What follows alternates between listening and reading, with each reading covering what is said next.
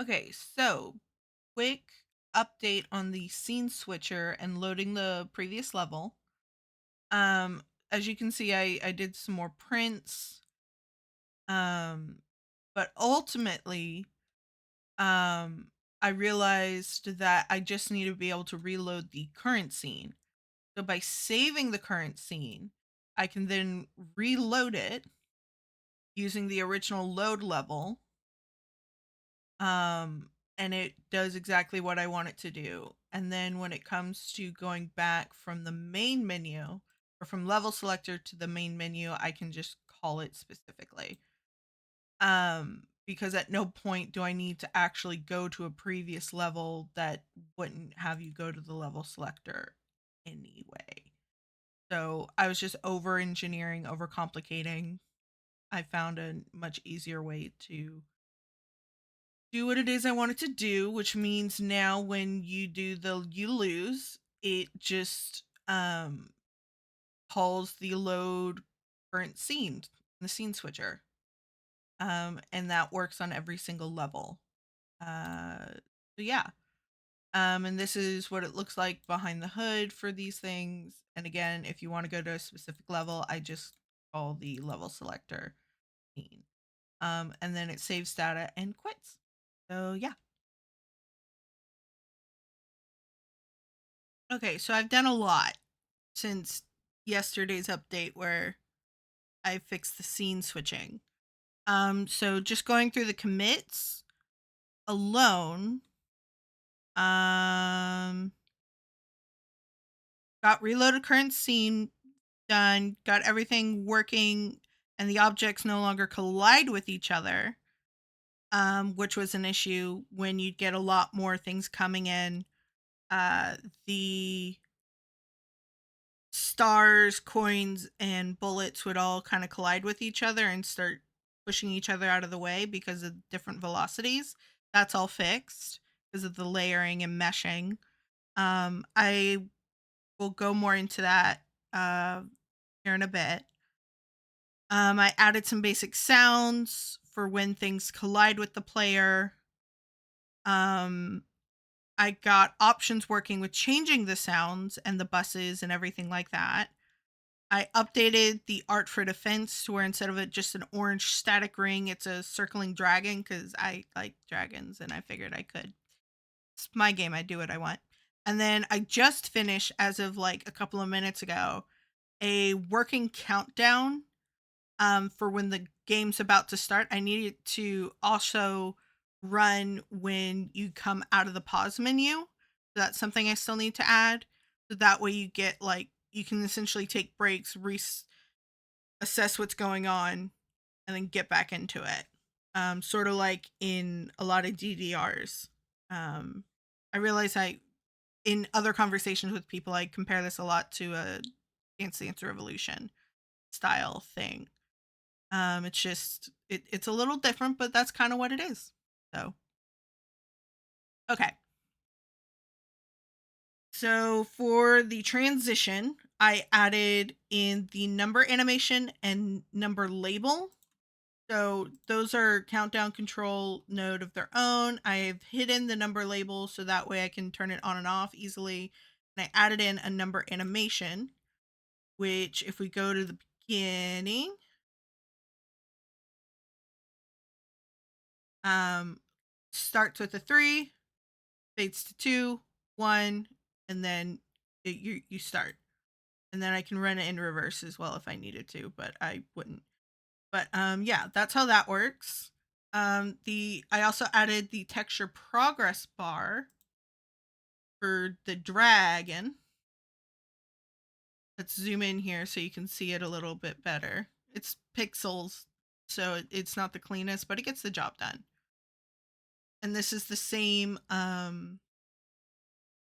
animation, or not animation, but the same image for the dragon that circles you in the game.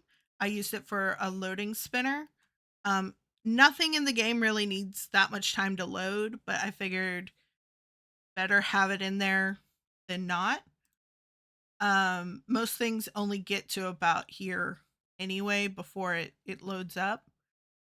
I still need to make the you win scene. So there's currently nothing in here. It just ends. But see, I added the options main menu. So it's the same one. I just turned it into its own scene and then it can be moved around. That made some of the code not as flexible as I would like. Which I think I can show you here. Yeah, so like I have these to where if I move anything, it breaks. Versus using what I prefer is the unique name. I prefer using unique names over using the hash symbol, but sometimes it cannot be helped, like when dealing with this kind of thing. But I got the values working for saving and loading. I fixed a bug from a different game that I worked on in this game, because I'm using the same audio system, and that is save data, then load the data, which seems very obvious to me now, but I wasn't doing it in the other one and wondering why it wasn't saving and loading and doing all the things I wanted. It was just one line of code. Just one line of code. Um, I need to save the data, then load the data. That works. I still need to make the credit scene, which I have something for that I can pull in and implement, which is cool. For the individual levels, I added in the transition countdown, which does the animation that I showed you. And that just goes to await transition countdown, then it loads all this stuff. Nothing else in here has changed. I've just been messing with the ready function for the most part today, trying to get that countdown thing to work. And then I was like, why don't I just do an animation versus trying to replicate the global timer into its own thing in transitions? I can just manually do it. It's fine. It's 3-4 numbers. And I was like, oh, I feel silly. So there you go. That's how we did today. Oh, I feel like I could add more stars at the beginning. Anyway, but that's how level deployment got updated. Not much. Audio manager is something I worked on today and yesterday. Not entirely something that is implemented. Like I have a lot of stuff in here that isn't actually being pulled anywhere at the moment, but it's here in case I need it. Like the fade to play, fade and then fade to none animations for the music. And then stopping the music and stuff. See, if I just come over here, I would have seen I could do that, and that would have saved me some time as well, on the animation thing. But here we are. My brain doesn't always work, and that's why I program. It's amazing my brain works at all, considering how many concussions I've had in the past few years. I fall a lot, but it's getting handled. I found that out today, so that's fun. Anyway, I'll probably cut that out. But game root, I added this transition scene. It loads the transition versus just cutting straight to it. I figured it's another thing of, oh, the game is loading up. And I thought that would be nice. So I did add that to that. The audio manager. So this essentially just plays the playlist that I have in there. Let me pull that up so I can explain a little bit better. So I have the master player, the sound effects player, and the music player, and an animation player all in here. The animation player is what does the fade to play and the fade to none. The sound effects specifically has a playlist of the different sounds, and originally what I wanted was for when you're in the options, it just starts playing the different sound effects. So that way you have something to listen to change how loud you want it to be. And I'll probably still implement that. I just have to think a little bit on how to implement it, look at some of my old code. on how to do that. But otherwise, it's pretty straightforward. There's nothing else that complicated in here. It's just play animation or stop animation, um, or music in this case. For this last one, it just stops any sound coming out of the master bus. For those who don't know what that is, that's these things in the audio panel at the bottom. You can add buses, you can load buses, um, you can save as, and which is what I have actually in my audio folder. I have a saved bus in somewhere right here. This is the default one, which is this one that we have, and I automatically hooked it up in the project settings general, and then somewhere under audio is where I did that. I think I had to search it specifically. So yeah, that is that handled, which is cool. Um, the player, did I add anything new to the player? Just the options stuff, making it visible, invisible. Ah, yes.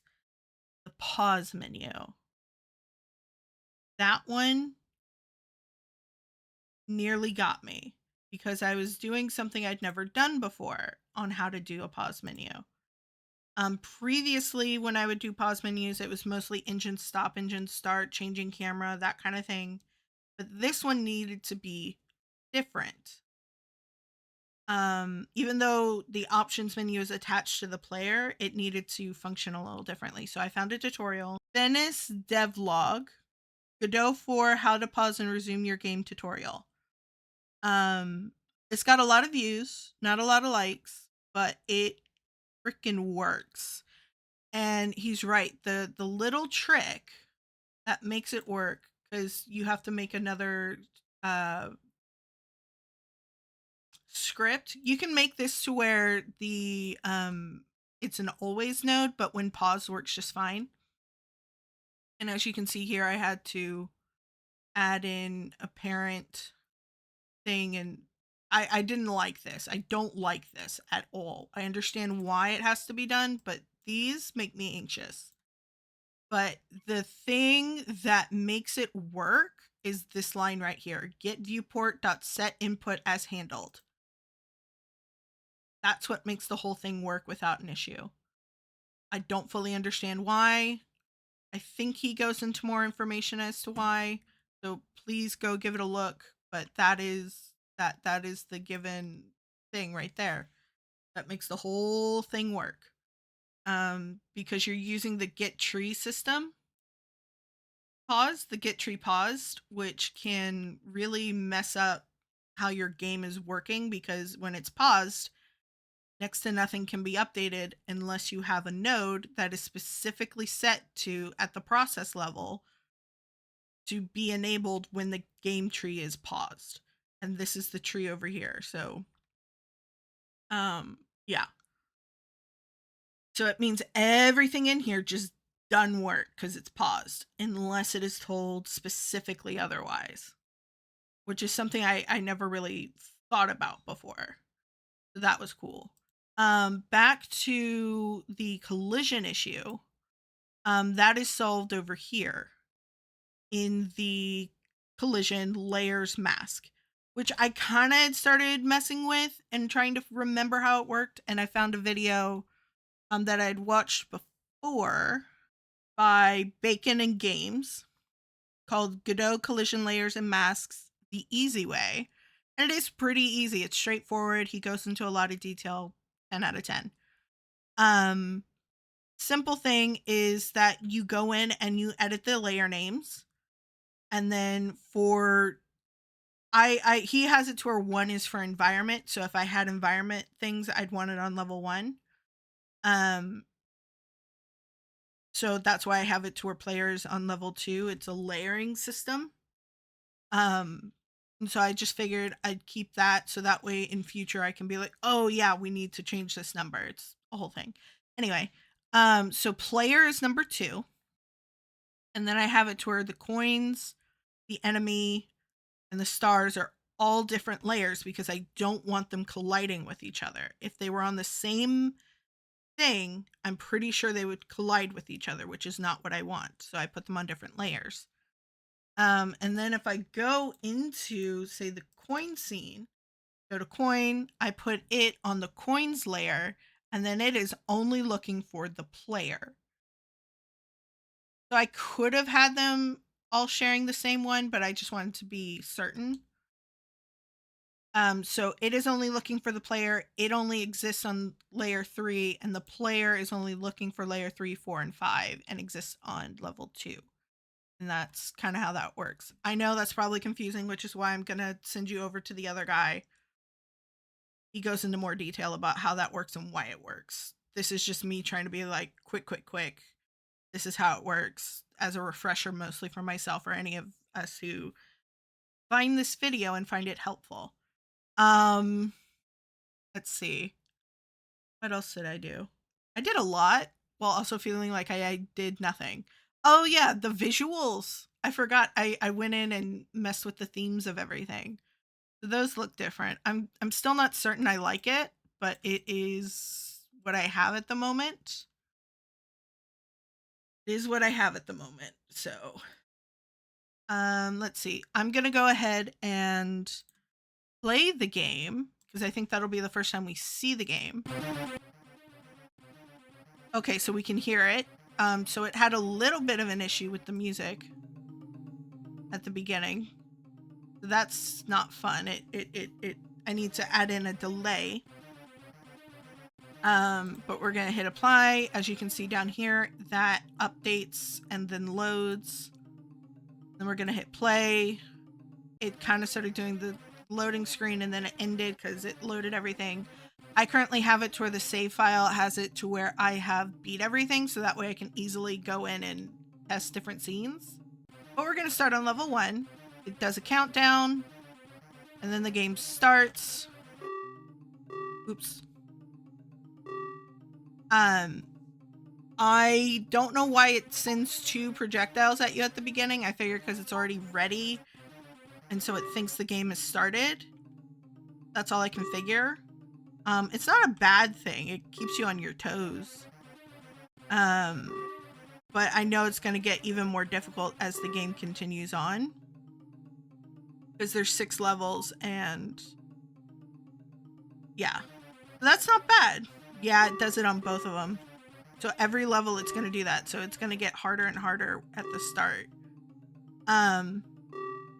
Let's have that come in. I pressed pause. I need to update the theming in here, but let's say we wanted to, I need to also update the labels. Okay.